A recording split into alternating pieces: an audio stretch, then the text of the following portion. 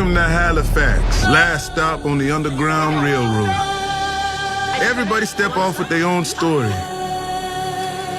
Boy, do I got one for you. It's really lush and gorgeous, and the acting is quite wonderful, and it's quite different from the novel.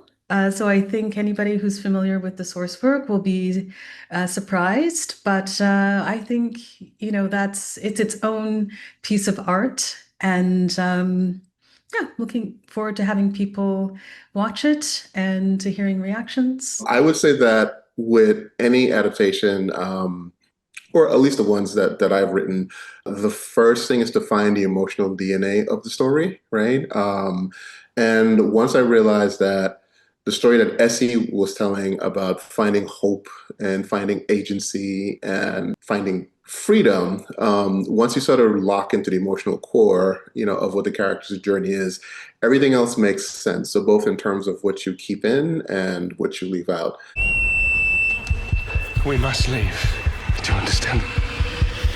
It is time to fly. Nova Scotia was home for, I don't know, 6 months maybe. And I will say that Nova Scotia and Halifax specifically really adopted us, as a crew. We went to the Loyalist Museum. I mean, a big part of what we're doing is trying to bake ourselves in the nooks and crannies in the history of the place. And I did as best as I could to let that infuse the actual storytelling itself. And when I was writing the novel, this was one of the most important sections of the novel for me to write. This piece that sort of deals with the history of Nova Scotia and really trying to emphasize, because we speak about Canada so much as being the terminus for the Underground Railroad and how wonderful that is.